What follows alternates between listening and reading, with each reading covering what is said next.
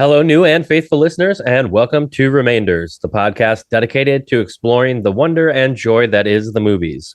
The old, the new, the remembered, and the ones that are sometimes forgotten. As we record this episode, it is January 21st, 2026. Today, Patrick and I are discussing a film from 1993 starring Al Pacino, and much like his role in The Godfather Part 3, Pacino plays a man who wants to be done with his life of crime and go legit. The only problem? Just when he thought he was out, they pull him back in. Carlito's Way comes 3 years after Godfather 3 and 10 years after De Palma and Pacino made cinema gold with the legendary film Scarface. Carlito Brigante, played by Pacino, is of course Puerto Rican. Why cast an Italian-American in this role, you ask? Well, because this was a much different time, my friends, and Pacino and De Palma did whatever the fuck they wanted. I mean, hey, they could make Pacino Cuban in Scarface. Why not repeat the success? And for the hell of it, let's maybe throw in a Puerto Rican character Viggo Mortenson can play, you know? I don't know if a 2026 audience is going to allow that kind of casting without taking to TikTok about it. But, you know, I'm here to tell you that it's all part of what makes Pacino so great in these roles. That guy's formula is always perfect, over the top and staying on top. Carlito's Way also gives us one of Sean Penn's sleaziest characters, right down to his truly amazing hair. The coke scenes looked effortless, I can tell you that. We also have Penelope Ann Miller, Louis Guzman, and the always amazing John Leguizamo. Set in the 1970s New York, for some extra slick dress and talk, this is both mine and Patrick's first ever watch of Carlito's Way, and I guarantee you it won't be our last. Patrick, you ain't no podcaster no more. You're a gangster now. On the other side, a whole new ball game. I was really hoping for some good Pacino impressions in this. Yeah. Wow, what a great intro, man. I got nothing else to say. You covered it all. How's it going? Yeah. Okay. See you later. I'm doing great, man. Like I said, our first watch of this, and I got a text from you late last night, I guess it was, where you said something about this may be in some of your top De Palma films of all time. That's a pretty bold statement for seeing the film for the first time. You know, amongst De Palma's other amazing films that we love. Right. Yeah. So this one just always slipped through the cracks for me. For whatever reason. I mean, I remember this. I remember the VHS cassette when I was a kid at Blockbuster. So this movie has been on my radar my entire life.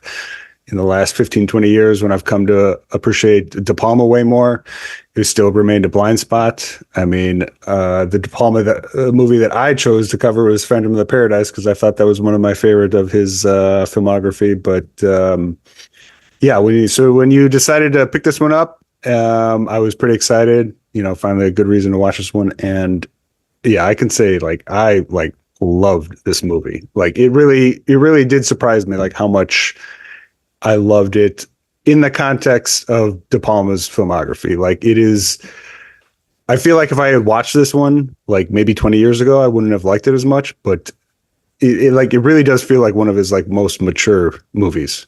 And, and not to say like any of his other movies are immature. It's just like, with everything that I've watched of his films that I love, I mean, you had us cover Body Double, and yeah, we also did the Travolta film, Blowout. Blowout, yes. And so I feel like if I had watched this one first, I might not have liked it more. But watching this now after all those, like I think this movie is like a masterpiece. So, well, both of those films that you just talked about are two of my absolute favorites. I wouldn't. That's what I figured. I don't think anything's going to blow it out of there. Phantom of the Paradise was total. I had never seen that, and I was totally shocked at how different it was. You know, of course it's a musical too, so it's automatically kind of different. But you know, this was placed on the Criterion Collection, you know, the digital streaming platform. We always talk about our favorites, and that's my favorite. And I was like, oh my God, Carlito's Way. What, you know, come on, like Pacino, De Palma, Sean Penn, you know, and I had just watched the Golden Globes the other day, you know, Sean Penn, of course, getting a lot of accolades for One Battle After Another. And it just kind of fit. It was like, it's time and I'm going to watch it. But the curation was pretty cool. It's like 90s movies doing the 70s, which I thought was kind of cool. And something about I picked up on that so much. I loved it because we've watched so many 70s movies, but like yeah. a 70s set film was great. Sorry, not to cut you off. But. No. Go ahead. Yeah, because I think that's kind of your sweet spot for film anyway. But Pacino kind of seems to really just like he belongs in that time period. For some reason, is just. I guess that was his heyday anyway, right? So yeah, I mean, he has so many iconic roles from that era that are mine's. For as much as I love him in Irishman, I mean, he still looks as though somebody who should be in a 70s film. So yeah, totally. And I mean, I'll tell you this. I was kind of joking at the beginning in my conversation about him playing these different roles, but like it is part of the charm for some reason. It's kind of like it's like a little like you're kind of laughing a little inside about it, but it's so believable still, and it's still like so great. Like he is such an amazing actor that way, where it's kind of like you can look past like some of like the things that is over the top about Pacino, and then you love that about him. You know what I mean? And yeah, this movie is very tempered. Like he's much more sedate compared to like Scarface, and I mean that as like a compliment for the performance. Like he's a very chill character, and that's essentially what I love about this movie is that he is truly trying to move past a life of crime. Like there's no he's not lying to himself in this, maybe a tiny bit, but he genuinely wants that. And just watching for 2.5 hours him getting dragged back into it, not in any type of like moral way. It's just that's his life. He has all these connections still to his old life, so he just naturally keeps on getting pulled back into it when he genuinely doesn't want to be in it. And it's so effective in that, like I said, as a mature movie of just watching somebody kind of get. You can identify with it not even being in a life of crime or anything. You just how your past kind of like just comes back to you no matter what you do. Yeah. So in the film, we find out that he is getting out of prison after 5 years when he tells the judge, didn't take no 30 years like you said it was going to take. And gets out of prison. And yeah, he's still cocky. Yes. Yeah, he's still cocky. Yeah. But he's ready to move on, and he really does mean it. I agree with you. I think that's what's so great about the performance as well, is that you do believe this guy's done. Like he's like, fuck this, like I don't need this anymore, and I just need to save up enough money, and then I'm out of here. And of course meets the girl, right? But everything, in his life just points to I can't defeat it. When he went into jail, he was like the top dog, kind of like the top gangster. And now you can't just expect to come back and then everybody's going to be like, oh, okay, you're calm now, you're cool. You're Ricky Roma, basically, from Glengarry Glen Ross. That's kind of like how it is. It's a little subdued like that, You're going to rent cars? The fuck are you talking about? Yeah, so that's his big plan. Is I have a car rental. It's just something like, it sounds like the dream. Yeah, and I mean, and to him, and that's the same. Like I believe that it does to him, and so I don't know. Yeah, this. I guess I'm still processing it. I did only watch it last night, but I genuinely do think this lands really high on my ranking for Brian De Palma now, because we also forgetting about some of the other films, right? The Untouchables, and De Palma's got a great filmography, and I feel like there's that documentary that came out a couple of years ago, which is actually fantastic. I think it was on Amazon about him, and it's just him talking to the camera for 2 hours. That's great. Yeah. I got it in here somewhere, so I know. Oh, you actually own it, huh? Yeah. So, okay. So, I mean, just like, for some context, like, I guess Blowout, Scarface, Body Double, and Carrie. Well, true, yeah. I'm just thinking of the ones that like most people would probably put at number 1 or number 2 for him. It's like absolute top tier. And I mean, I don't know. I feel like some people have put Carlito's way up there as well. Again, that's why it was just like such a blind spot for me. So yeah, I read that this film has been getting over the like really growing, like as you always say. Yeah, it's aging very well. Right. Yeah, because again, this movie, there's a reason why I didn't see it too much, because I never saw it on TV growing up. I genuinely don't remember too many people talking about it like in my 20s, and I feel like only recently it's been getting more appreciation, which is a great thing. But yeah, it's this is why I was so happy you chose this as a blind spot for me. So Yeah, totally. I mean, so if anybody had listened to our last episode on Vogue, it's so hard to say that for me. Nouvelle Vague. Just say it Vague. fast. Just say it fast. Yeah. Nouvelle Vague. Yeah. We were going to do Breathless as a sort of double feature, but I kind of changed that when I realized after the episode that we, talked about Breathless like a ton because of the fact that, like, I know, we could have explored it more and everything, but I felt like we got there, and that's why it didn't warrant itself its own episode so quickly after us covering a movie about the making of that movie. And then I watched this on Criterion and thought, oh man, we got to watch, I don't know, like how, again, both of us had not, I figured you had seen it when I told you about it, but I'm surprised I loved it. Of course I loved it. Myself, yeah. I mean, I loved your text, by the way, on our, breaking down that double feature. You're just like, I got nothing to say about Breathless. Let's just do something else. Well, again, I think I said it all in that episode. I mean, right. Also, those movies are so covered. They're so loved. They're so cherished by, film fanatics and stuff like that. And I think you and we haven't dipped into that realm a ton. And so we don't have like the knowledge as most like cinephiles would about all of those characters in that French New Wave movement. It's kind of like, it gets a little bit deep because it's such a movement, and there's definitely people out there that are qualified to talk about those movies in depth, but I don't think it's you and I.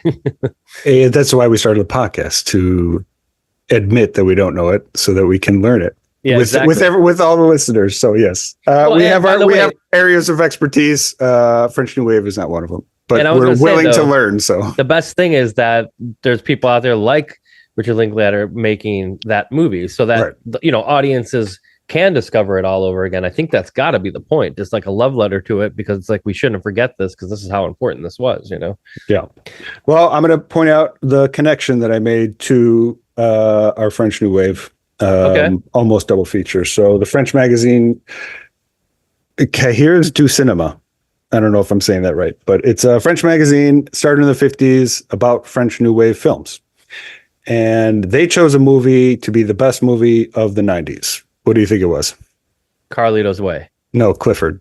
Carlito's Way was, no, I'm just joking. It was Carlito's Way. Yeah. So they, well, I wouldn't put it past you for, you love Clifford. So, hey. Well, Clifford deserves to be up there, but they did choose Carlito's Way as the #1 film of the 90s. The French New Wave film magazine really liked Carlito's Way. So I'm trying to think about like what it would have been with the, and I really noticed that. I like we'll get to it, but the last 20 minutes, this chase scene is honestly like one of my favorite scenes in any De Palma movie ever. That the entire chase scene on the subway to the train station to almost making it to the train. I get it. So you're saying that Beautiful. That's maybe where you're seeing like kind of the French New Wave like imprint. I could see where they really liked it. Yeah, or the beginning, with that's another thing. Like talking about the film, I mean, the ending and the beginning are the bookends, of course, in general, but they do really encapsulate what's going to happen, because you find out kind of the ending of the film, not exactly what's going to happen to the character, but you find out kind of like what's going. He's mostly fucked. Yeah, you kind of know what's leading up to. Yeah, the end of this character, and that I love that beginning. It's so De Palma. It's very like they have it in black and white. And then it's going, kind of the camera's going around, and you kind of see it from the perspective of like the gurney that he's on, and you see the people like behind him when you got the cops, but you've also got Penelope Anna Miller, which kind of does feel breathlessy in that scene. But yeah, I mean, sticking on like the New Wave influence, or just not even influence, it doesn't have to be. I could just see why that establishment really responded to this movie. It's the humanity of it. How it layered and textured and just true Pacino's character is, but then just in terms of what he genuinely wants with Gail, was his old girlfriend that he reestablishes the connection with. The fact that he has a lawyer who ends up being one of the most evil characters in the movie, the most shady. Sean Penn is his lawyer, but he's the most like shady character who becomes the gangster. I mean, that's life right there. It's like the good guys are bad and the bad guys are sometimes good. So And so just that genuine desire for something better and being brought down by it. I mean, I think that's a tenet of like a lot of the new wave movement, just in terms of reality. So you're gonna make people out there think that you're smart, Pat. You better watch out. I've been trying to avoid that moniker for years, so yeah, I'm gonna keep it going. So stop saying shit like that. They're blowing my mind here. It's very, very insightful, and I wouldn't have thought about that or had known that tidbit that it was in that magazine. Really cool that we are at least finding some kind of connection to our last episode. But also, yeah. So let's think about this in the time period, 1993. We're talking about again the early 90s, mid to mid 90s. Greatest films ever are being made, Jurassic Park, Speed, all these like great movies. They're all different too, right? I think you're touching on a reason why a lot of movies get forgotten, and because it's how great the 90s were. I mean, in 93 we're busy watching fucking great stuff, watching Jurassic Park in the theater multiple times. And so just naturally movies fell through the cracks. And only now, when movies are as fucking terrible as they are, it's so easy to go back to something like this that you may have never seen, and you're just blown away by like how much better it is, not only from like current stuff, but also just in the zeitgeist at the time. It was still fantastic. And it just got swallowed up because there was so much other stuff people were watching that was also worthy of their time. Yeah, totally. And I mean, also let's just say like this couldn't have been a cheap movie to make. And nowadays, I don't think that a lot of studios are willing to put out a lot of cash, for any, like, I just watched that Stranger Things documentary that's on Netflix, and they were kind of like saying this is unheard of for they got documentary on it now too? Yeah, so, well, of course. It makes sense. Yeah. But it was awesome, actually. And it was just about the making of that last season. And because it was so popular, they kind of could say whatever they wanted and they got it done. And, having like a whole town backlot made specifically for that, like from the floor up, like must have been so expensive. And the way these guys do it with them, they did a lot of visual effects and not special effects. So like it kind of stayed true to like the 80s vibe of a lot of stuff. I mean, the best they could. I think they melded it really well, let's just say that. Anyway, not to get off that, I was just kind of saying that that's kind of the difference too in the 90s. It's like there's innovation, but there's also like, we're going to spend money on this and do it the right way. And it's going to be this huge blockbuster. But then again, people were going to the theater at that time, it's a different time. It's hard to figure it all out. But again, obviously all of us cinephiles, we still go to the theater, and we, my girlfriend just said it the other day, they're bringing back One Battle After Another at the Vista in 70 millimeter. So when I saw it in VistaVision, which was kick fucking ass. But now it's, most theaters that were doing it, artfully, I guess, did it in 70 millimeter. And then they also had a digital version of it when it came out. So I'm kind of excited to see it in 70 millimeter, but she was like, I don't want to see that movie any other way. She's like, I had the best experience seeing that in the theater with an audience that I just really don't think I ever want to watch that film any other way. And I was like, awesome. I'm like, you should be a spokesperson for, I don't know, whatever, AMC, the ArcLight, whatever. She's training for a side gig for that, for sure. Yeah, this is an adult movie. Adult movies don't like big budget. Adult movies don't get made anymore. Movies for adults. I'm just still kind of staying on 93. In 93, I went to see a different John Leguizamo movie. That was Super Mario Brothers. I did not see this one in theaters. Wow. Leguizamo. What a year for him. Yeah. Love it. But yeah, I mean, just some more context. 93, Schindler's List, Jurassic Park, Tombstone, Dazed and Confused, The Fugitive, Groundhog Day, True Romance, The Silent Lot, Grumpy Old Man, What's Eating Gilbert Grape, Mrs. Doubtfire. So it's like, it's pretty understandable, like how like an adult, like a slow burn adult movie could just, not, tear up the theaters because everybody else was watching all this great stuff too. So, okay, just go back to Leguizamo for a minute. I know we're kind of going all over the place. Leguizamo, awesome in this. Early-ish, Benny Blanco from the Bronx. Benny Blanco from the Bronx comes back in a big way at the end of the film. Kind of, that's the Carlito's thing. He fucked up. He should have killed him. I mean, that Leguizamo basically was, and they even say it, like he basically was you, Carlito, 10 years ago. Yeah. So like that's just his past life coming back to him. And it's appropriate, spoiler alert, that Benny Blanco is the one who actually ends up murdering him. So, yeah, or shooting, exactly. really, so Awesome. And, beautifully written that way. Also, I just want to say as a filmography, Land of the Dead. What are your thoughts of Land of the Dead? I don't think I've rewatched it since the theater. But you have seen it. I saw it in the theater. I remember liking it. Dennis Hopper is in that one, right? Yep. Yeah, and Leguizamo. So that's where they got that big van, and they start with like they're fighting the zombies. It was like kind of like the start pit. of like a resurgence for like a lot of zombie movies at that point. Because I know a lot of people Dawn of the Dead remake and everything, and Romero's like, I'm fucking riding this train. I'm the originator, Right. I mean, that was always a big deal because that was Romero actually going back to the zombie film. So I just haven't seen it since then. I remember liking it a lot. I know you've talked about it a couple times. Yeah, I love it.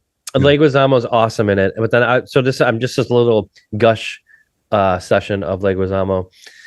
Guy, fucking awesome in that film. I've always liked him. I kind of always loved his like no bullshit. You always kind of get John Leguizamo. You know what I mean? I feel so bad for the guy that he had to go and be in Shyamalan's like fucking biggest bomb. It was like, oh the man, Mark Wahlberg one, right? Yeah, I remember that. Yeah. The Happening. Yeah. It was a small part. It's all right. I don't think that small destroyed his career or anything. So, but I always felt bad for him in that. Anyway, that's all I wanted to say. What are some of your favorite Leguizamos? I mean, Super Mario Brothers. I love Super Mario Brothers. Him and Dennis. Raul Julia too, right? No, Bob Hoskins. He's Mario. Luigi. No, but doesn't he play? Oh, that's Street Fighter. That's Street Fighter. Yeah. No, I love. I'm Dennis Hopper. He's he's Goomba, King Koopa.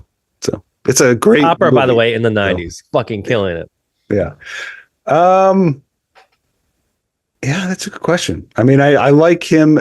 He has a great performance in Spawn. He's like the I forget the name of all the characters. I haven't seen it in years, but he's like the bad clown in Spawn. It's a very comedic, over the top performance. I mean, there's the movie The Pest, which is like his film, right? That's right. I haven't thought about The Pest in years. It was back in the 90s when pranksters were all the rage. Yeah. And the Jerky Boys. Right. And then Sid the Sloth in Ice Age. That's what kind of be one of his better performances. So. Yeah. Penelope Ann Miller, have you know much about her? So I know her from one movie that I absolutely love. It's only a couple years after this. It's The Relic. Oh, okay. The Relic is the monster movie that's actually set in the Field Museum here in Chicago. Oh, no shit. The whole movie is set in the Field Museum. So if you're from Chicago, it's a pretty fun watch. Oh, cool, man. I was a member of that Field Museum for years.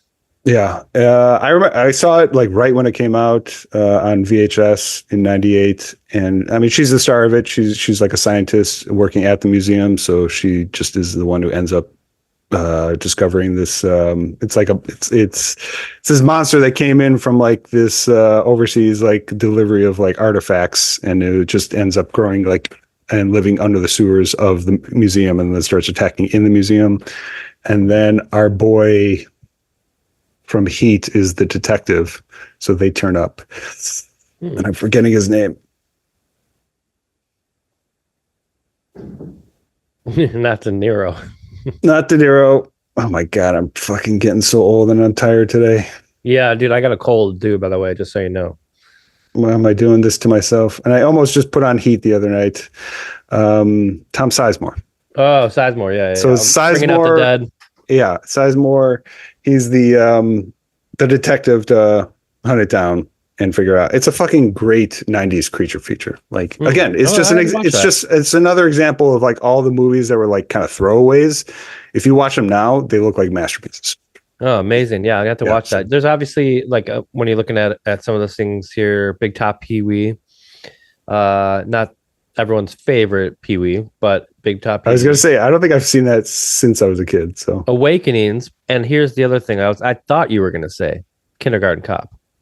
And I looked on her IMDb really quick. And I'm like, oh yeah, that is her. The great thing about this actress is that she's kind of a chameleon. Exactly. She's like, she kind of has a forgettable face, but like she's good in everything, which is you're like, she was in that. Oh, right. That's her. Right. The Artist. She was in The Artist. And I believe she was the wife of. Yeah. Yeah. It's like it's kind of a shame because like that is what actors are supposed to do. But if you're really good at it, you kind of become forgettable outside of that movie itself. That's true. So that's why it's like she's in all these great movies. She's been in like great performances and whatnot, but it's like it's not necessarily. Don't be too good, or you won't be known. Yeah, you transcend. You become you become a movie star in only that way, and it's harder to kind of fall into the character. So, I haven't seen Kindergarten Cop in years. So, by the way, married to Will Arnett. No shit. 94 to 95. So we've been talking about it. She's like really good in this movie. It's like it's a good role. It's not like asking too much of her, but she brings like so much of it. It's like because she's so effective at making you believe that Pacino would rather be with her than do anything else, and everything kind of works out. Like she shows up, she shows up at the train station. Like you were saying, that chase scene and like her being there and like him trying to get to her, like he could have boarded that plane or that train after like shooting like a bunch of guys in the station. Like he could have if it wasn't for Leguizamo, who was like the wild card that you didn't see coming. Yeah. Now I will say there is one scene that I was dying laughing at because it was not necessarily so bad it was good or anything, and it wasn't necessarily a bad scene, but it was a little ridiculous in a mature way. And it was the scene when he goes to her apartment and he's talking to her like with the lock on. And so they're flirting, he's on the outside, he's got the lock on, she starts doing a striptease, baiting him to like break down the door. I knew what you were gonna say. It's the most like he talks about like, oh, I'll bring you cheesecake, ends up breaking down the door. And the song, what is the song that's played? It's You Are So Beautiful. I don't know who the singer is, but it's like that. It's that crooning version. The song like just so does not match the tone of the scene at all. I know. And then they start making out, and then she says, "Charlie, where's my cheesecake?" Like, and then it just fades to the next scene after they've had sex. It's the most ridiculous scene, but it like works for whatever. That's the beauty of De Palma. Like he has so many scenes in movies just in general that shouldn't work, but they become awesome. I don't get it. But I was cracking up the whole time. It was like that like Pacino knock it as soon as he busted down the door, I was laughing my ass off for that scene too. It's fucking hilarious. Charlie, where's my cheesecake? To see him like with like in a love scene kind of, it's just kind of like it's a little off-putting anyway. I don't know why. It's not normal. Yeah. Some other favorite scenes, clearly the boat scene. God. Okay, so we really haven't even talked about Sean Penn and how like this is low-key one of his best performances. I know. I was like, so holy shit, am I watching this for Pacino or am I watching it for Sean Penn? Right. I mean, everybody in this movie is fucking great. And every scene is great. And so Sean Penn being just the shadiest lawyer with a Jufro. It looks like pubic hair on his head. He looks they fucking ridiculous. The back, like so he's like balding in the back. Oh my God. Okay. And so I was really interested because like he's talking to one of his clients who's claiming that he stole $1 million. And I generally wasn't like sure if he actually did it or not for a while. You end up learning I think you kind of understand at the beginning when he's in that room with the judge and he's getting him out of jail that there's something off on this guy. Sure. But you don't know the extent. I just mean that one specific accusation from his client who says you stole $1 million from me, so now you have to bust me out of prison. I kind of liked that it wasn't because it's you see the transition from him being lawyer, even though he's still a shady douchebag at the beginning, but you see his transition from lawyer to gangster throughout the movie, and it's like it's just not overt. And so I like that. And so he ends up having to break this guy out of prison, and then he brings Pacino in because he saved his ass before. So And I mean, it feels like there's no real danger for him the whole time. It's kind of like laughing every time, like, you know.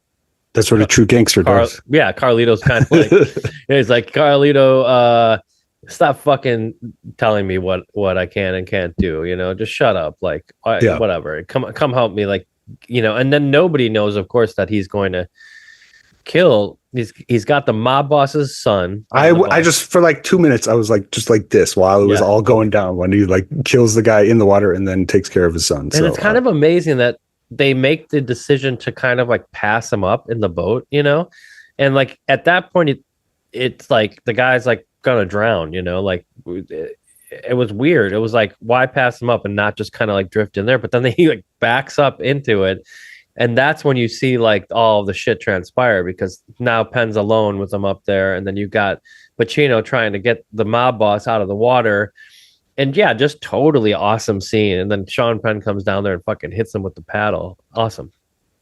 He's so fucking good as playing a scumbag. Like it genuinely is one of the better performances I've ever watched from Sean Penn. Around this time, okay, let's just talk about Sean Penn for a second. Around this time, Sean Penn doing, let's say, films like I Am Sam. Is this the 90s version of Sean Penn? That's another 10 years after Carlito's way. Oh, so that's a Thousands movie? Yeah. Okay, dude. So he's around Dead Man Walking, which he maybe directed, I think. Yeah. No, Tim Robbins directed that one. Oh, right. So, yeah, but regardless, 90s Penn, I don't see much about here. Trying to think, because like I know, like one of my favorite films, and he talked about this recently about him directing 21 Grams. That was like 2001. So like, what's up with Penn in the 90s? Yes, I mean, it's definitely on the quieter side. The Game, Fincher's film, is in that. The Thin Red Line, which, man. Oh, yeah. That's another late stage discovery. I watched that for the first time 2 years ago. Is that Oliver Stone? No, that's Terrence Malick. Oh, nice. That movie is a fucking masterpiece. I love it so much. Yeah, his 90s are quiet. And then he comes back, you know, like in 98 with Thin Red Line, and he starts doing a lot of the stuff that we kind of more remember. Mystic River in 2003 then. So, man, fucking so good in Mystic River. That's what a great actor. There's no doubt about it. That's one I need to rewatch. I don't think I've seen that one since. Oh man, let's cover that next time, for crying out loud. I mean, I've definitely seen it. I know I like it. I probably watched it when it first came out on DVD. So probably 2004 and 5. The first time. I'm honestly pulling some of that shit right now because I'm doing a guitar for Dropkick Murphys for one of their. No shit. Yeah, like you know how I've done some stuff with punk rock and paintbrushes. Anyway, I don't even know if I'm supposed to say anything about it, but I've been thinking a lot about Mystic River while I've been making the guitar, because it's just like, it's such a Boston film, you know, such a Boston Celtic Irish movie. Yeah. I love it. Eastwood at top of his fucking game. Eastwood at the top of his game in the 2000s. We're going all over the place here, but yeah. Anyway, Sean Penn. Well, yeah, one more on Sean Penn, because there's actually one more blind spot. I mean, Fast Times at Ridgemont High was 1982. I can't believe how fucking long ago that was. That's crazy. Wow. But in the 80s, this is actually one more blind spot from De Palma that I haven't seen. It's the war movie, Casualties of War, 1989, Michael J. Fox and Sean Penn. Yeah, that's maybe why I was mixing them up, because they're both war movies. Kind of both Vietnam era war movies, I think. It's a Vietnam movie. Like I said, I haven't seen it. It's one of the remaining few De Palma movies that, you know, bigger ones that I haven't seen, and so. Yeah, I actually watched Sisters. Michael J. Fox and Sean Penn in a war movie with Brian De Palma. Can't argue with that. So, Sisters, 100%. Sisters, great. Sisters is great. Yeah, I was on in like a horror kind of vibe to that one. Well, that's our Sean Penn. But yeah, I mean, looking at all this again, he is so fucking good in this movie. Like, this is, I'm pretty confident saying this is one of the better De Palma movies and one of the better Sean Penn performances. How does it rank for you with Pacino? Obviously, huge Pacino fan. It's way up there. It just no is. Shit. It just is. I don't know. Sorry, because again, it is an understated role for him. Yeah. Especially for him. He's not screaming all over the place. I mean, I could watch him screaming in Glengarry Glen Ross all day. And watching this last night, it was just like every scene he was in, I was just like, this is definitely one of the better actors we've ever had. So, yeah, man, that's crazy to think that like he's up there in age now too, Pacino. You know, he's got to be in his late 80s, right? Didn't he just have a fucking kid? Yeah, that's fucking awesome. Him and De Niro. I don't know. Anyway, that's so need to fucking hilarious. Hopefully, there's a lot more movies in them because holy shit, Carlito's Way. This poster, the VHS that you're talking about, saw it all the time in the video store. Never picked it up. Took it to 20. That's the thing. We say it all the time. We're never going to live long enough to see all the great films in this world, and that is a bummer, man. You know what? You and I really do need to open that movie store. Like, give us another 10 years and let's open that movie store and let's just fuck around all the time and do that shit. Like, dude, I promise you, if my life, that's going to be the goal. In the next 10 years, I'm going to be this rich and famous painter, artist, and then I'm going to stop. And I'm just going to open up that store, and you're going to come into work every day. And I'll pay you just to sit there with me and watch movies, and maybe we'll do the podcast every once in a while. But mainly, I just want to watch movies every day. You know, it's not like that. Like hard to believe that that could be done. We could do that. I mean, it's a niche market, but it can be done. Yes, I don't even care if we sell it. I'm going to be so famous that I don't even care. About the money. We'll just go in there and just have the movies around. There is a thirst for the physical media store. I mean, the amount of videos you see of people pining for the nostalgia of walking through Suncoast, just Suncoast alone. I mean, it's huge out here.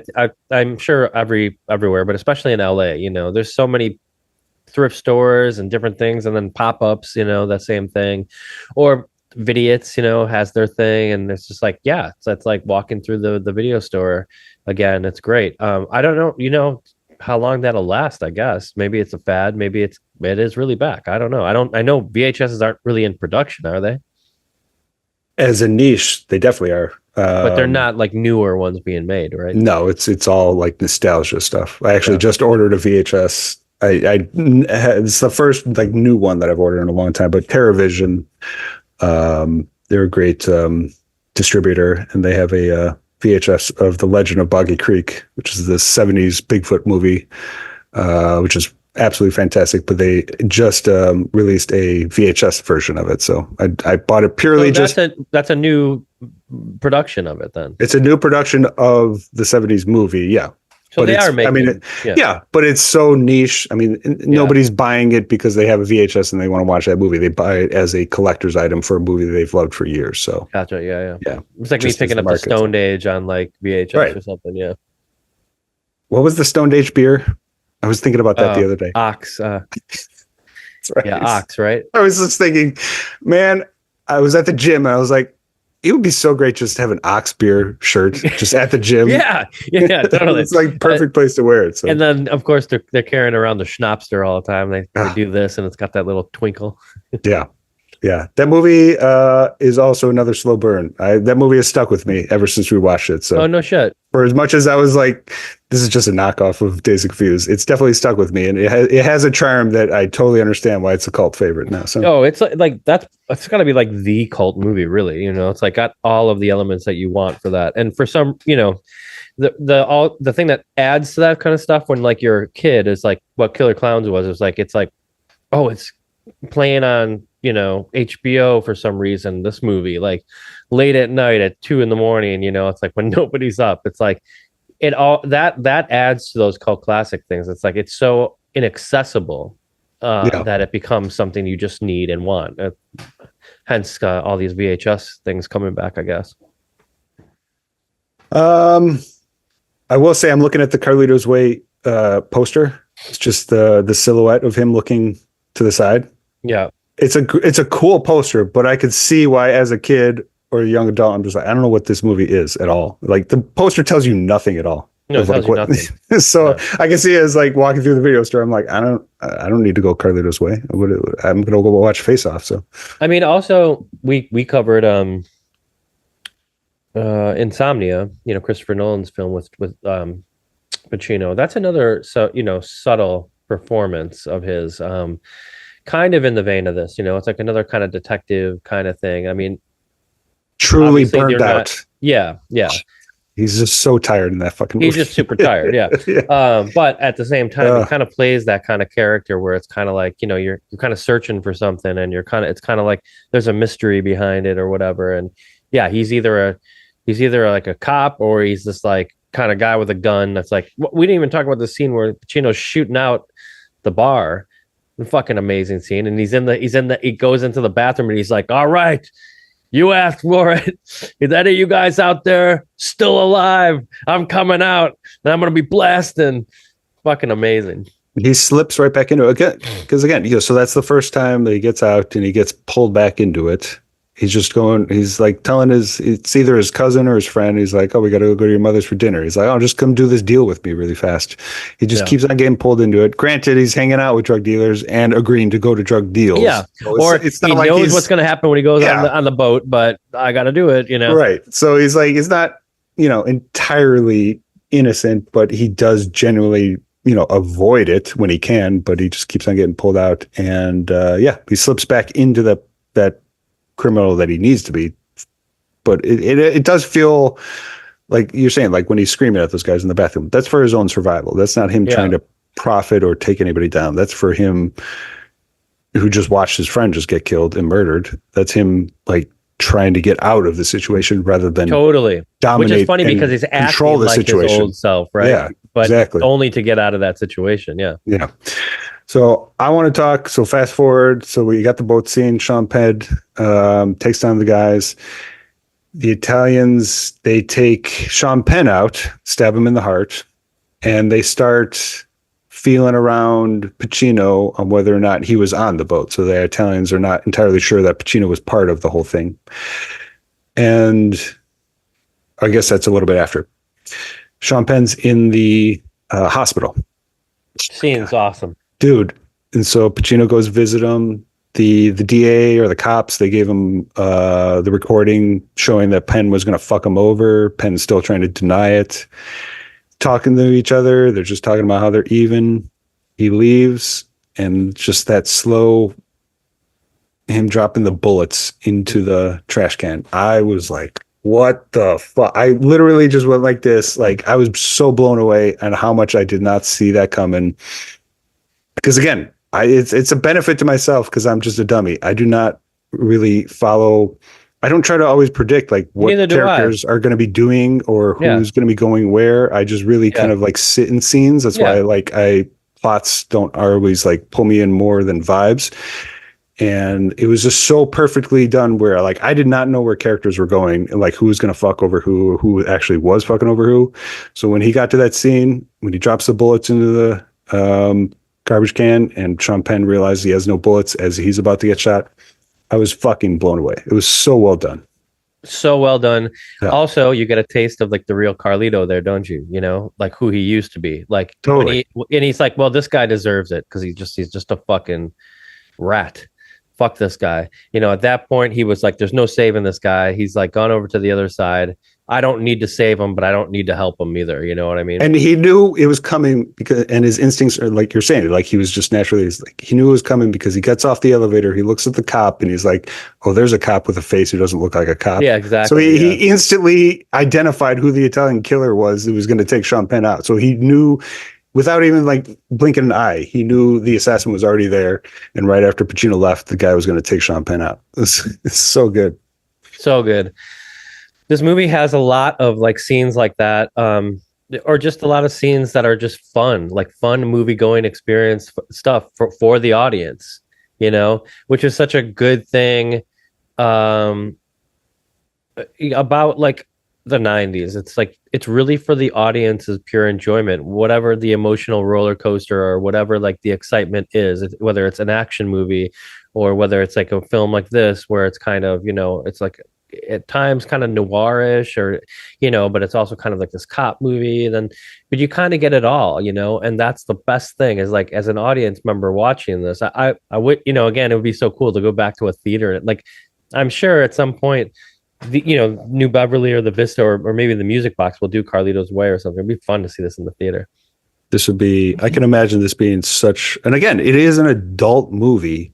Yeah. It's not like some like crazy, like Scarface. It's not like Scarface in the sense that it's just like a bombastic over the top movie. It's subtle, but it has its moments of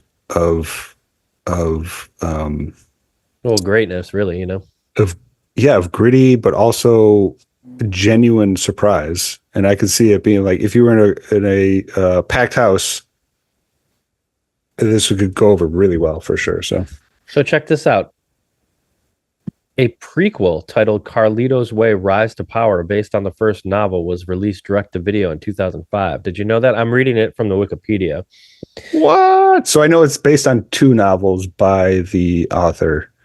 So it's a combination of After Hours and Carlito's Way from whoever the author is. Look at Mario Van Peebles. Louis Guzman is back in it. We didn't mention Louis Guzman being a club owner a couple years ahead of being a club owner in Boogie Nights. Boogie Nights, yeah, totally. By the way, that's in the same like curation on Criterion. Boogie Nights is in that too. 90s movies doing 70s.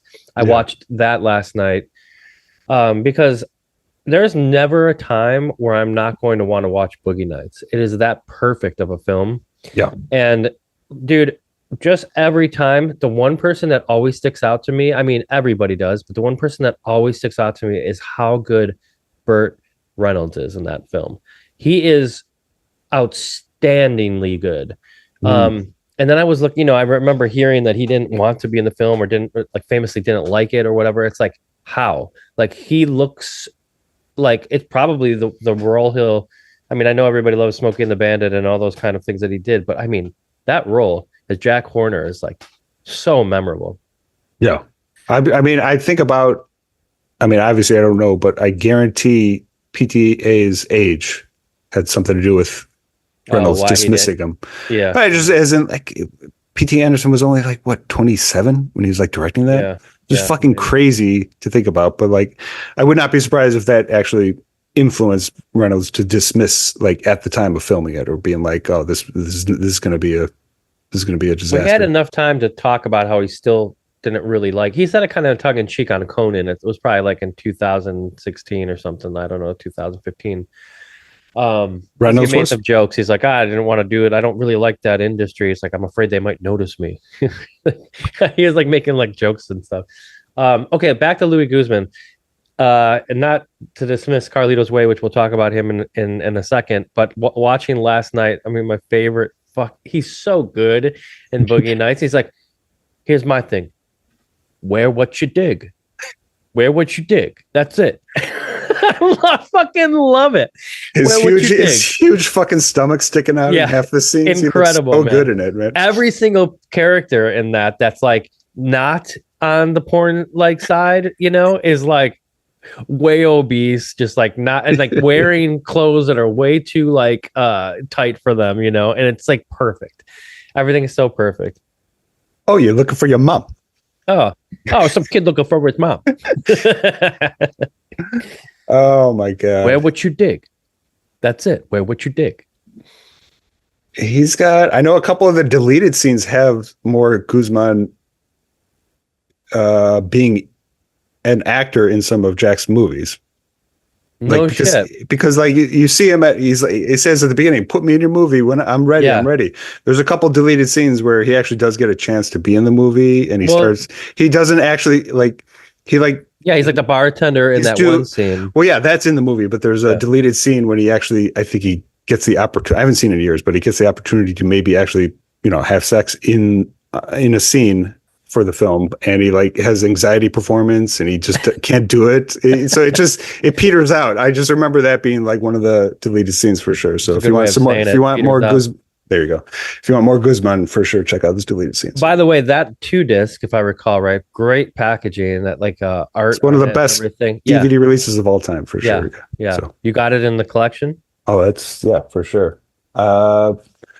Did I show? I got the Steel book of Boogie Nights. It just came out in 4K for the first time. No. I got that somewhere. I'll have to show that next time. But that just came out. But I'll keep that DVD forever because that thing is absolutely beautiful. It has all those original commentaries, multiple group commentaries. The one about Mark Wahlberg breaking his dick or whatever is in that, isn't it? That's right. He does talk about that. Yeah. That's the thing. But that's what's beautiful about so many of the special features and the commentaries. They're just fucking bullshitting like half the time. And they're trying to entertain you on top of the movie and not in an annoying way. They're just like trying to have fun with it. And God, it's so good. One of the best releases. I know you're a huge fan of the commentaries. We talk about it all the time. I know famously that's one you would talk about a lot at Suncoast. Like, oh man. It's so good. It captures a true hangout vibe of a hangout movie. Like, it's beautiful. So such a lost art form, the director and group commentary. So, it's funny. I was just thinking, like, our friend Don Dillon, who we worked with at Suncoast, and he also worked with at across the way at KB Toys. Don, shout out to you. He's always listening. And I noticed, he hasn't commented on Novella Vague. Probably because he hasn't seen it yet. But I bet you he's seen Carlito's Way, and I can't wait to hear what he has to say about this. I would be. He has.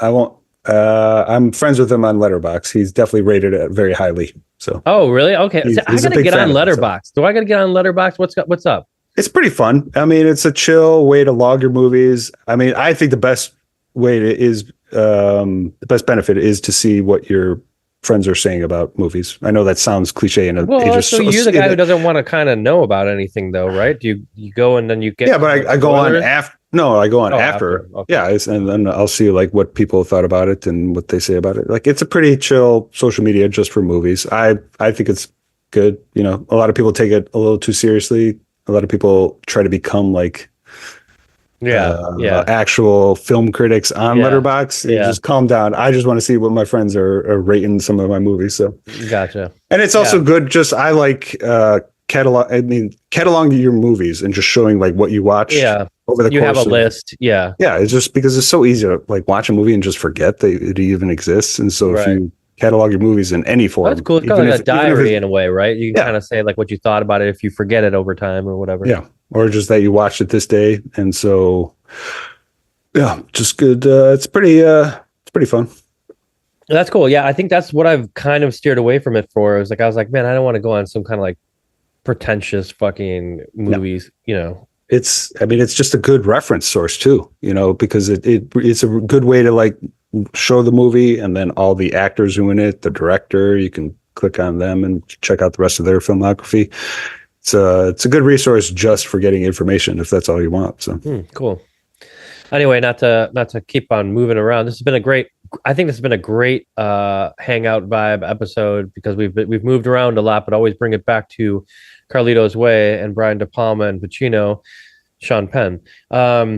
I'm gushing on it because it's genuine. I cannot wait to rewatch this movie multiple times. And that's what I said at the beginning. I know you and I will be like watching this for years to come and being like, oh, this is like a new favorite here, late stage, but better late than never, So we've kind of alluded to it, but the last 20 minutes, the ending chase scene starts on the subway, the fat guy going through the cars, them getting to the train station, him hiding down the escalator, and then finally getting to Benny Blanco at the very end of the train and not making it. I think it's a fucking 20-minute masterpiece. Yeah. Like every scene, every shot, it's so perfectly done.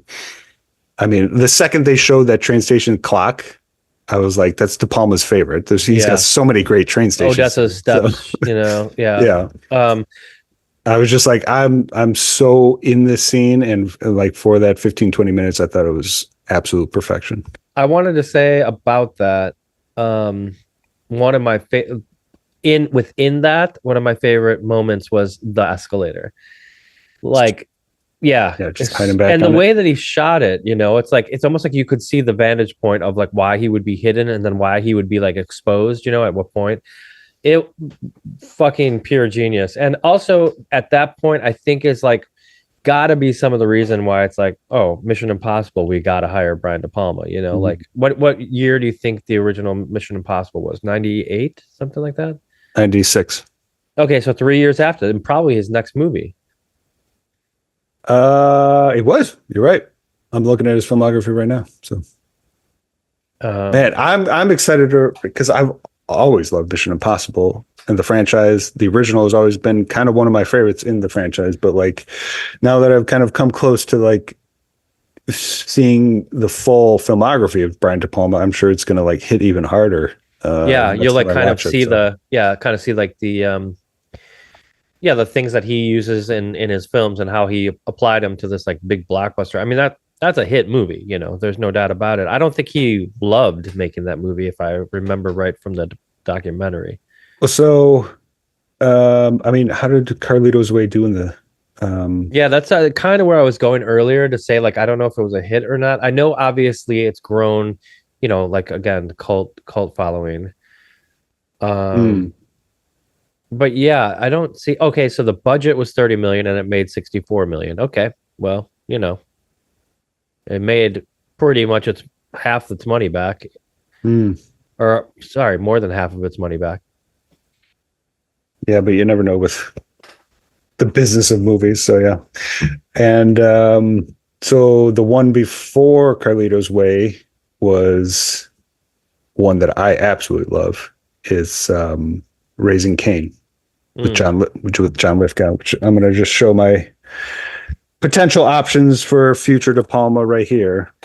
Got a little Snake Eyes action with Nicolas Cage. That's a film never seen.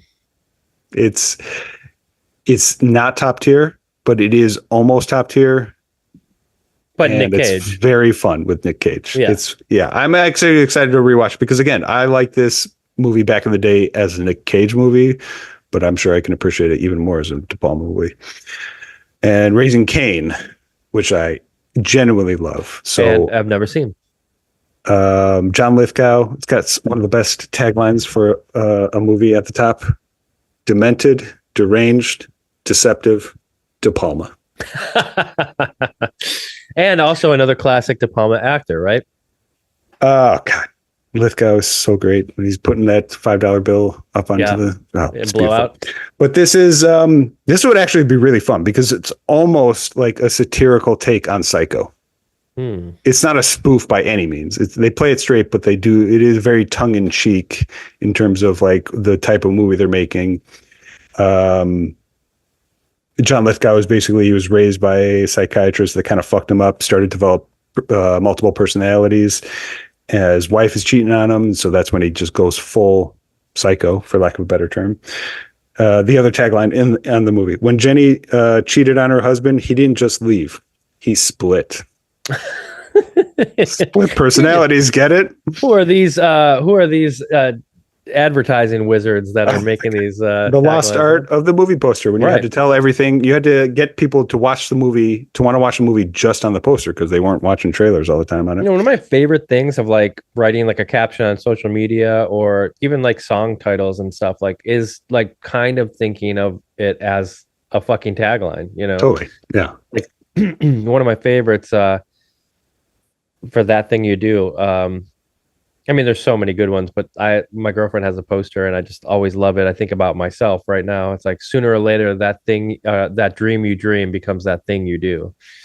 That is beautiful. Yeah, that's awesome, you know? So yeah, these are two ones that we would have a lot of fun covering in the future. So maybe we'll do that. But that's all to say that Raising Cain came out right before Carlito's Way, and I know Raising Cain did not do well in the theaters, so he did have kind of two okay movies, so it makes sense that he jumped on the chance to do Mission Impossible, even though it wasn't his first choice to probably work on. I'm sure the pressure of all of the stuff to like make a hit all the time, like eventually he's like, how many times do I have to like prove myself, you know? Like I just have fuck this, you know? They get tired of it. I mean, De Palma really is one of the better directors of all time.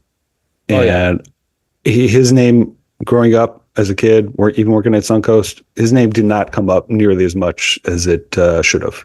Yeah, you're right. It's kind of everybody knows it. Everybody's like De Palma. He's the fucking master. But yet a lot of people couldn't name like 3 movies of his, It's kind of like Frankie Valli and the Four Seasons. It's like people are like, oh yeah, I love Frankie Valli and the Four Seasons. But I mean, this was probably before they put out the play. But you'd say, okay, name me one song, and nobody could name a song, even though like those songs charted and topped the charts, like even over the Beatles back in the day. But yet everybody remembers all the Beatles songs and don't remember Frankie Valli and the Four Seasons for some reason. Yeah, there's just something about his films that were just, I mean, he didn't have a ton of like financial hits.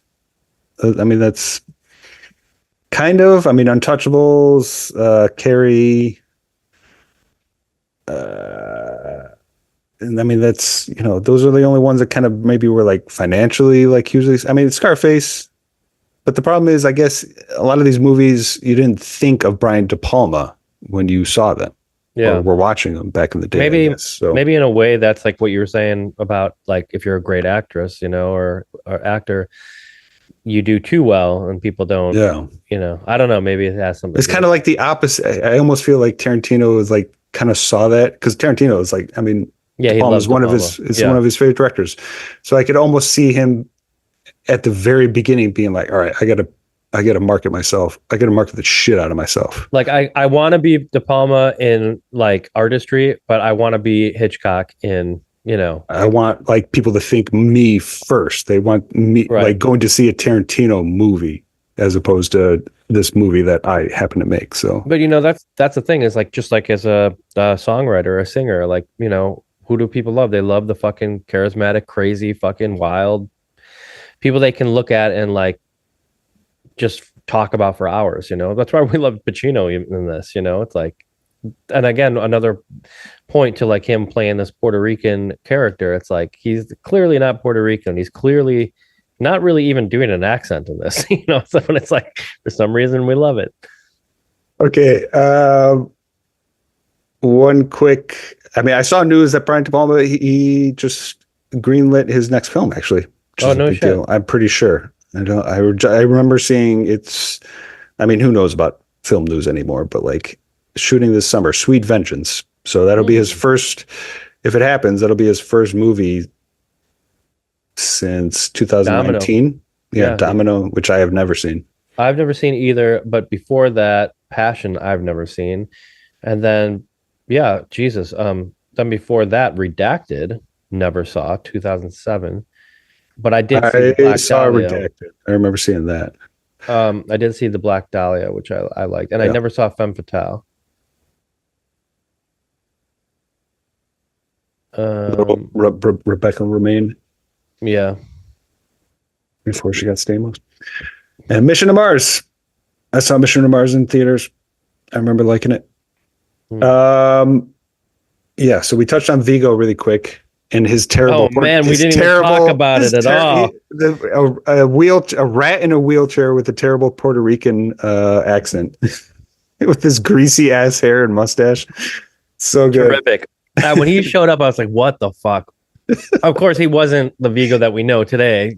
Showing up in this movie, but also that casting. What the fuck? You got Louis Guzman in there. You got John Leguizamo. You clearly. He's mixing the bag of like people who are actually authentically, of Latin, descent, Latin descent. I guess that's how you say it. But like then he's got Pacino, and then he's got Viggo. Like that role of Viggo, like you could have. It didn't need to be Viggo, a normal white guy. It could have been anybody that was actually. Yeah, but I mean, De Palma saw it. He saw it in Viggo before anybody else did. So, well, clearly, because now watching it, everyone's like, "That's fucking Aragorn, man." He plays a great rat, man. Yeah, he does. He plays a great. I mean, he has one scene, and he just really comes off as like this fucking douchebag. I love it when an actor can just be good at playing a douchebag. It's always the most look fun. At fucking. Sean Penn too, like that was kind of like I think the surprise of the movie is that I think I think you're touching on why I like this movie so much. It's got just so many douchebag performances. It's so fun to watch as Pacino is just orbiting all of them, or vice versa. So cool. Well, as we I Do you have anything else to say about this film? I mean, I just loved it. A lot of times too, but De Palma has worked with uh like the score had worked with Morricone for that score, and just like so memorable. I don't see uh any other familiar names that he's worked with in this, so unless I missed that. Wait, who worked with what on the score? Worked with De Palma, because like De Palma is used, I think in Carrie he used Morricone too, didn't he? Like as the score. Oh, that's a good question. Yeah, I don't know if he did that. Well, I don't know. Anyway, I'm just trying to think if he had any, because he's clearly working with Pacino again, and anyway, I guess that doesn't matter. It looks like this is Patrick Doyle who did the score for this one for Carlito's Way. Okay. Which I'm not familiar with his name too much. It looks like he's done a lot of did a little Shakespeare stuff. It's been around. The score is actually really good. Like it's not like out like it doesn't like take over anything, but it's like always like very subtle and kind of disarming. Huh. Awesome that we were able to kind of rummage this out of the out of the ether. Like it was a surprise for both of us to watch this, I think, and not really realizing what we had been missing for so long. Yeah, this is definitely one of my favorite blind spots that we've watched that you picked, and just in terms of like a movie that I've always been aware of, and I just for whatever reason skipped out on it, and obviously that was the biggest mistake for this one. So yeah, very happy. Like I said, I'd be down to keep De Palma going. We might choose one of those ones I just picked. Those both of those will be just more fun episodes. Well, your pick next. Whatever whatever we do, I'm sure it'll be fun. We can keep the De Palma train going because again, in the last like 10 years, I've really come to realize he really is one of the better directors in the last. Cool to have like a De Palma kind of like 24-hour marathon over there at Music Box. Again, because like you're saying, I don't think people like think to do that. That would be love it. I did see Untouchables there in their 70 millimeter fest a couple years ago. So beautiful, man. That was fun. That's most everything I got. Maybe just a couple small tidbits. Pacino's duster is fucking awesome. Oh yeah. I would at one point he gets like shot in that thing, yet you never see him change out of it, and you don't see the bullet hole again. I didn't notice that, but that actually goes to another a little bit of a gaffe. I don't know. Maybe I was just noticing it, but his hair length definitely changes a couple times throughout this movie. Oh no shit, really? It's like there are a couple scenes, and this movie doesn't like go back or forth or anything, but there's a couple scenes at the same time. Yeah, there's a couple scenes where his hair is dramatically shorter than other scenes, and so it's just something I noticed. But I don't know. I thought it was pretty funny. So. But yeah, that duster, he looks so fucking badass in that. I loved it. So, I think this is one of our most coked up movies, just in terms of like quotient of coke throughout the movies. I'm sure we'll have more like Boogie Nights maybe, but like out of the movies that we've covered, there's probably the most amount of coke in this movie. So there's some nudity, De Palma's pretty classic on the nudity and, being pretty sexy. There's some of that in this, but not as much as like De Palma has done in the past, Well, it's classy. It's Gail. She's the ballerina who turns stripper just to make ends meet. So he keeps it classy. So and Escape to Paradise. That's the last scene. That's the last thing he sees is that poster. That's all he's trying to do is escape to paradise with Gail and the new baby. Which we didn't even mention as a plot point is that she's pregnant. And that's just more of him reason to get to that train and start a new life with her. Just so fucking effective. And that's that's a reason why the last 20 minutes is like on a technical level, it's amazing. You are genuinely rooting for him to get to that next life with Gail and the baby.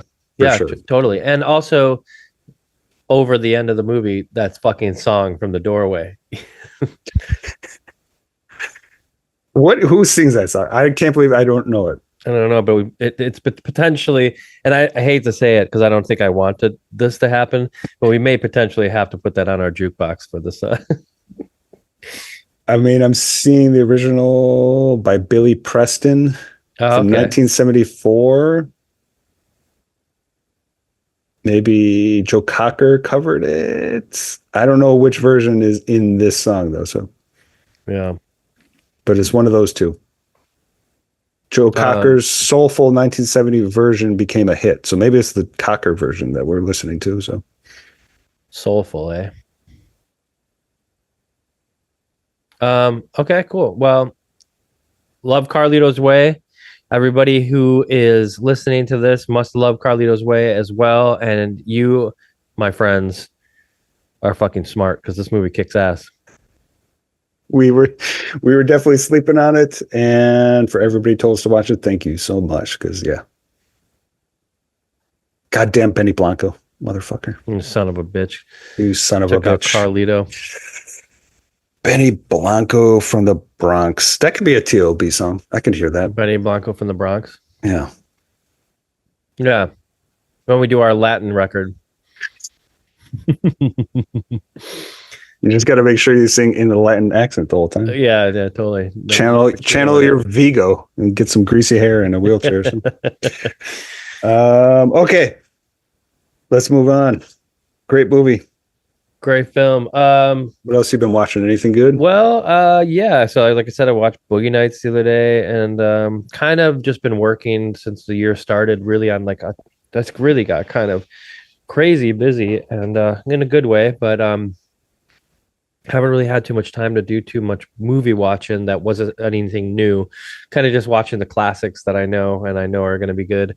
But I did go to the Mr. Brainwash Museum.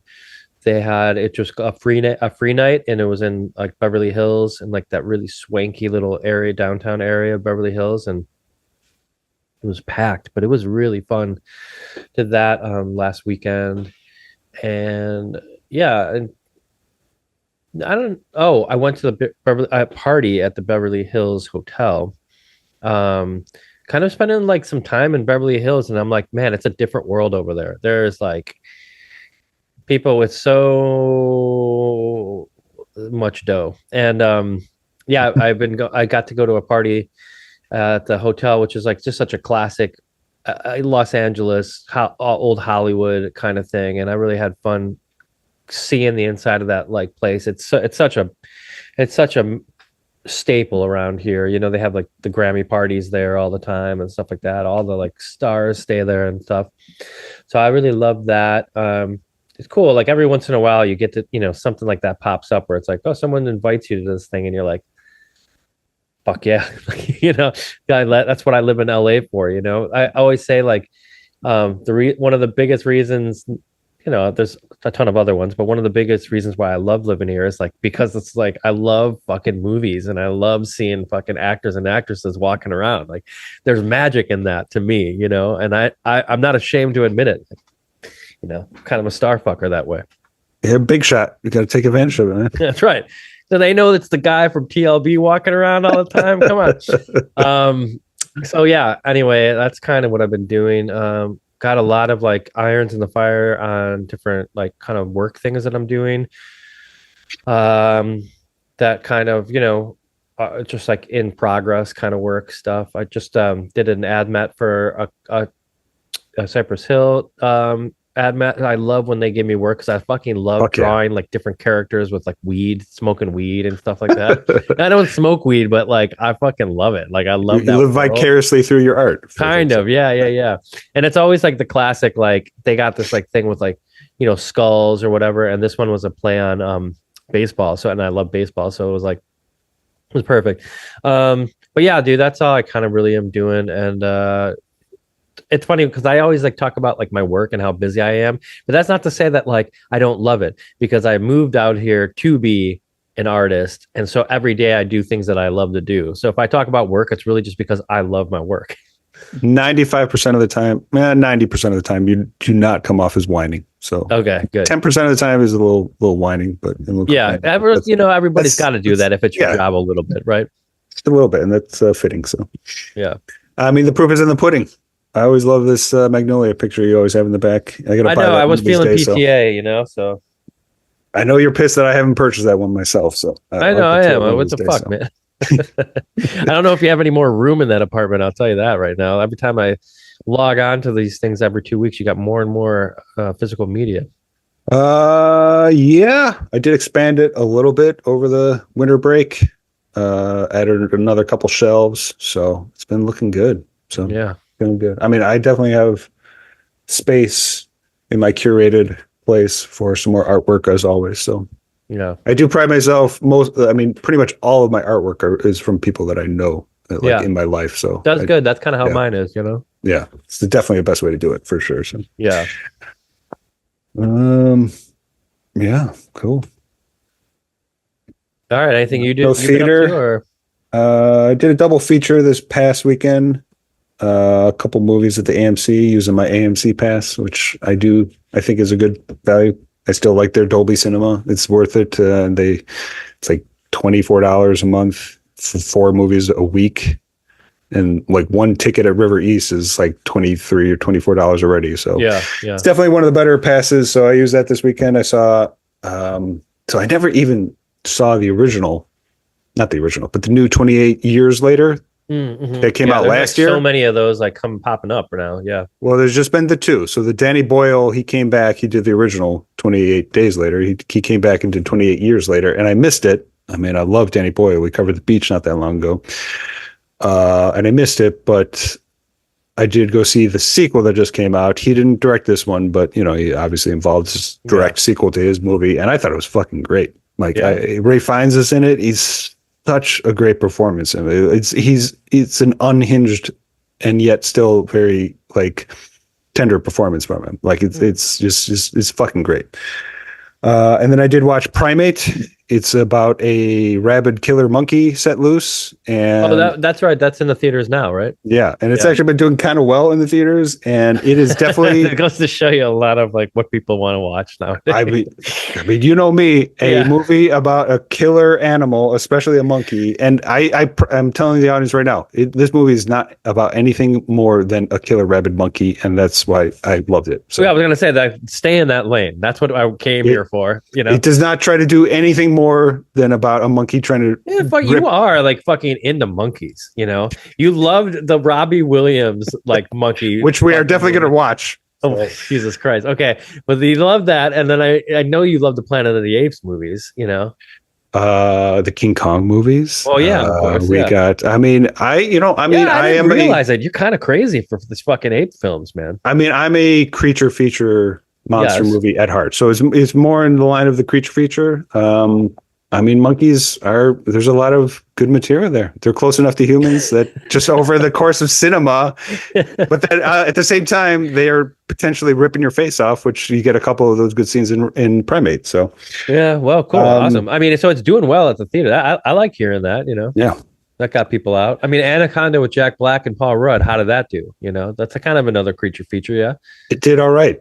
Because again, people just have nothing. I mean, I saw that one. Did I talk about that one last week? They know, Yeah. Did I talk about that one last week? I don't think so. I did see that one in theater. So it was, I mean, I have vivid memories of the original. I saw it in theater a couple of times in 97 when I was a kid. It's always been one of my favorite creature features. So the fact that movie exists is kind of ridiculous. I didn't understand like how that movie, because it's nothing more than like a stupid comedy about them loving Anaconda and trying to recreate it. Like it's just, but it worked because it felt like a comedy of an era that doesn't exist anymore, like an early 2000s comedy. And it is a repairing of Jack Black and Steve Zahn.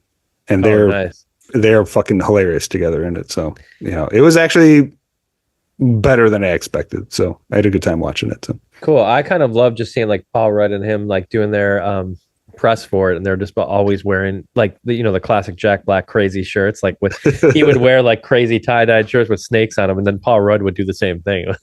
You gotta love shit like that. It's like fun, Yep.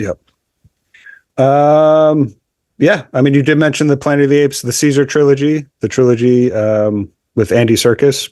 Those are by far the best Planet of the Apes movies, and I think that's a very underrated sci-fi trilogy. I think that's fine. Those movies are fantastic. So I wouldn't mind covering those actually one day. So I'm happy to keep the monkey movies going if you are. So yeah, I mean, dude, like we always talk about, the best thing about seeing movies is like when your buddy is like, yeah, you're going to love this film or you're going to hate it. Or if you haven't seen it, just know that I like it for whatever reason, which makes it all that better when you watch it. Oh yeah. I got a couple physical medias to cover. Vinegar Syndrome. I've been catching up on some of their movies. So this one, I haven't quite finished it yet, but it's been very fun to watch so far. It's called Deranged from 1974. This is actually starring Robert Blossom, who I wouldn't have recognized the name, but he's the old man in the original Home Alone. The next door neighbor who thought he was the killer. So maybe that's why they cast him like that, huh? I mean, exactly. I had never seen him, that actor, in anything else. It's basically an Ed Gein story. So like a psycho, Texas Chainsaw Massacre. It says Deranged, the Confessions of a Necrophile. So he gives a terrifying performance, and I'm excited to finish this. What year? 74. Okay. And then another one is The Nesting. It's kind of like a haunted house movie about this writer woman who suffers from agoraphobia. So she goes to this house that she sees in her dreams. And this is notable, pretty good, but this is notable for being the final performance from Gloria Graham. Oh, no shit. Who we covered quite a bit, and she's in a lot of movies that you love.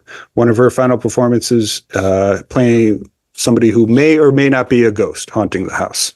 Kick ass. Pretty fun movie. Like you can see her face, like she still looks like herself, and she just gives a great performance in it. Is this like a 70s film too?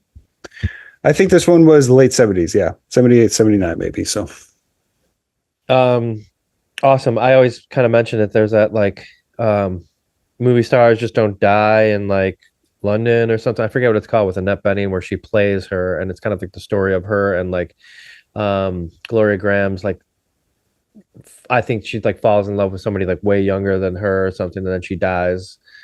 But yeah, it's like Annette Bening played her, and I still have never seen it. I think it came out in 2017. I've always wanted to.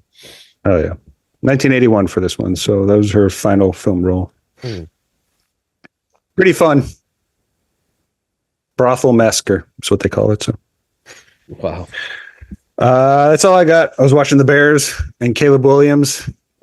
Wow, so did I. Jesus Christ. I mean, I don't even, I'm having visions of Michael Jordan in the 90s, like how much of a fucking kick-ass athlete he has been for Chicago. So yeah, like I can't argue with it at all. Well, I don't think there's been a time that like we've had anybody that's like close to like wanting to root for him. You get like excited about somebody for like the first couple games of like the season, and then they just go to shit, and then it's like fuck my life for the entire season until they make some changes, and then blah blah. And yeah, I'm excited too. I mean, I love watching those games. They were so fun. Like even if they lost, so it was still fun. You didn't feel like, bad like that they lost, even, which is like that's hard to say as a Bears fan. I mean, it almost feels like a glitch in the Matrix, the amount of like last second throws he's had throughout the season. I know. Like, is that real? Come back with, yeah. Like it almost feels slightly orchestrated just because of how incredible it is.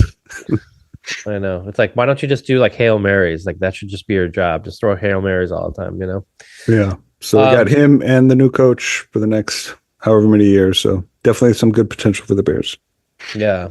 And I mean, obviously the receivers, the defense, everything was just kind of working, and I know all my friends. Not to mention just watching them kick ass against the Packers. I mean, that was like our Super Bowl almost, to be honest. Yeah, exactly. That was like the fact that we beat them. Yeah, it was kind of like anything else is just a bonus right now. So yeah, totally. It was fun watching. There's a lot of Chicago people out now in Los Angeles, and it because they're wearing their Cubs hats or they're wearing their Bears shirts and stuff like that. And there's a lot of, like myself included, wearing Bears gear out here. And I always like give the nod. Somebody was wearing like a WKQX or the loop. Is that WKQX? I forget. It was like a loop shirt the other day. I was like, fuck yeah, man.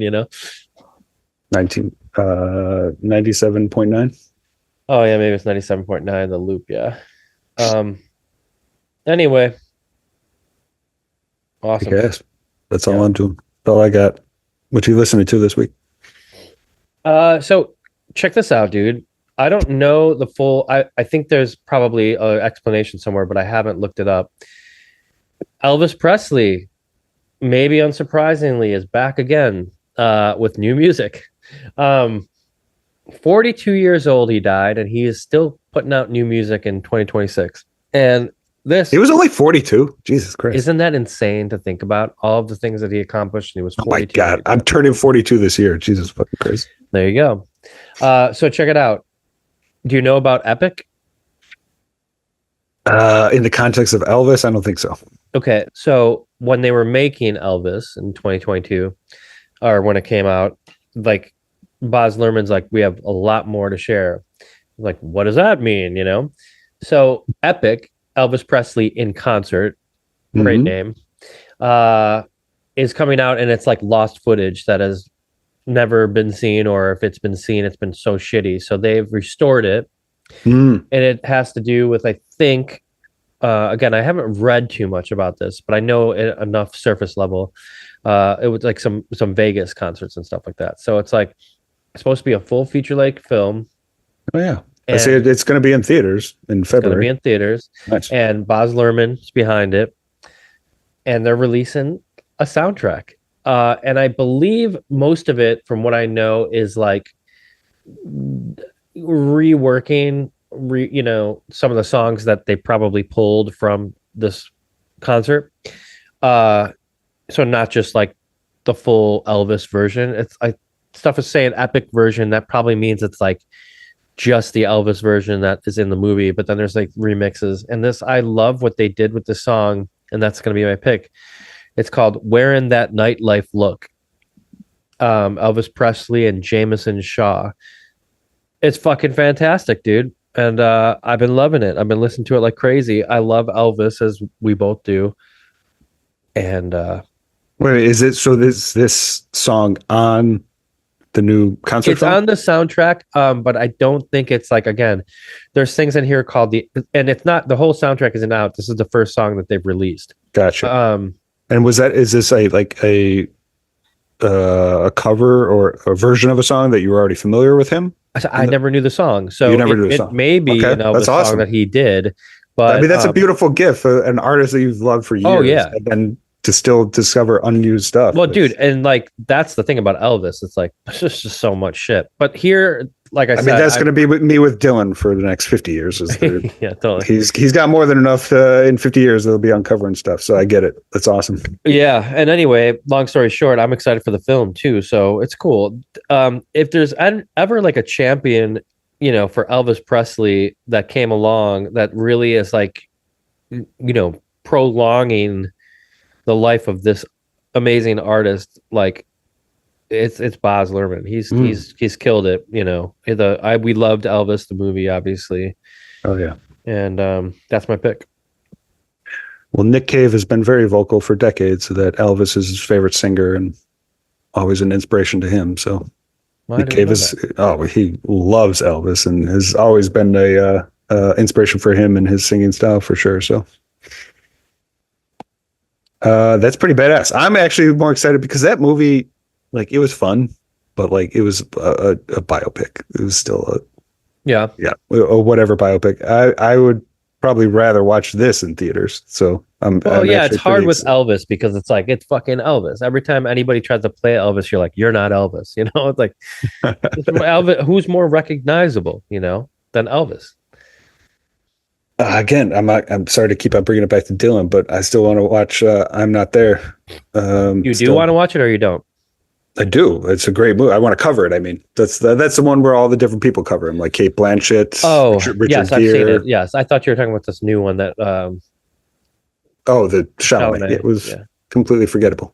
Yeah, the musical performances actually were pretty good, but the rest of the movie was very forgettable. So, gotcha. Biopics, just in general, they struggle. But I'm Not There is fucking beautiful. That movie is fucking fantastic. I love I'm Not There. I also got to say that I do like a good biopic, but it has to be kind of done by Mangold, which I think he did, the one with Chalamet, right? Yeah, he did. He's like the biopic king, and he did Ray, I believe, but he also did, Johnny Cash, Walk the Line, right? He did. He definitely did Walk the Line. I don't know if he did Ray. I think he did. I don't know. Anyway, I'm excited to see Elvis in concert. Yeah, totally. I never had the chance, so This will be a good. It's clearly you're going to be having the chance for years and years to come. I will say one other thing about that. I did see the 68 comeback special in the theater. Oh, they re-released it for like one day 3 years ago, probably, off the heels of Elvis, and it was fucking awesome. That's awesome. Yeah. Was it like what theater was it at? Was it like I actually saw it at Chinese theater. Oh, that's badass. I love that. And there's a lot of people in the crowd that were like had gone to Elvis concerts and stuff like that were there. It was cool. Fuck yeah. Diehard fans, Oh, Elvis, the greatest. No argument here. So, okay, I've been listening to nothing new, so I'm sticking with some classics. But I did make the association that this is also a De Palma kind of vibe. He was the goat who didn't get the appreciation. So Rocky Erickson, so musician, he's one of my favorites. I've thrown a couple, maybe only one song on the playlist so far, but I'm gonna throw on "I Think of Demons" from Rocky Erickson from 1980. I think it was released in 80. It's a little sketchy in some of his recording. Could have been 78 or 79. You had put together a playlist for me a while ago, and that song's on there. Oh, no shit. Okay, kick ass. All right, well, I'm going to put this song on our official jukebox playlist full of bangers. Rocky Erickson, one day maybe we might cover the documentary about him. You said it's out of print, right? It is out of print. I'm sure we can still stream it somewhere. I have a physical copy somewhere in here. It's not like, the greatest documentary of all time, but it is a fantastic intro to his life and the music and the imprint that he had on psychedelic rock and just how fucking great of a musician he was. So, well, I want to say, sorry, I know we talked about him because we covered Devil and Daniel Johnston, which is one of my favorite, and we're seeing similarities between him. And it's definitely a documentary about a trouble. Like, he was deeply troubled. He suffered from mental illness for sure. And then he did come back and he toured for years. And I got a chance to see him like 4 or 5 times before he passed away. So, artist I absolutely love. His music is so good. And I Think of Demons is just one of his most fun songs. So definitely a pop psychedelic rock horror. I mean, he leans into the horror rock. This is like the late 70s is when he was really leaning into like horror rock, like Cramps, Misfits style psychedelic rock. So awesome era from him. So cool.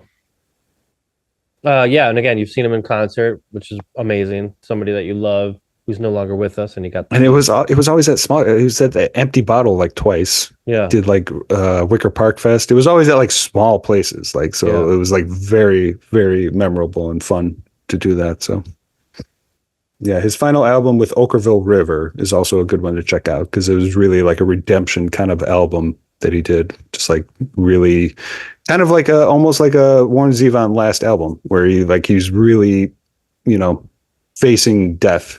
He was facing the end of his life and being candid about everything and all of his choices in the past. So, okay. Yeah, very fun. Well, great. This was a great episode. It's really fun when we find, these hidden gems that we hadn't seen, and looking forward to whatever you choose for next time. I got to ask Don why he didn't make us watch this earlier. So.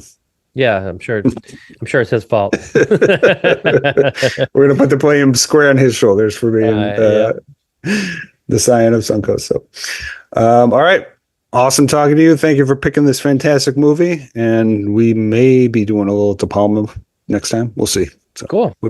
Always game for it, my man, and great to see you. Get some sleep. Feeling a little tired, so yeah, I'm ready for it. And I'm sick, so thanks for trudging through it to do this episode. See you back here 2 weeks. Kick ass. Talk to you later, bud. Later.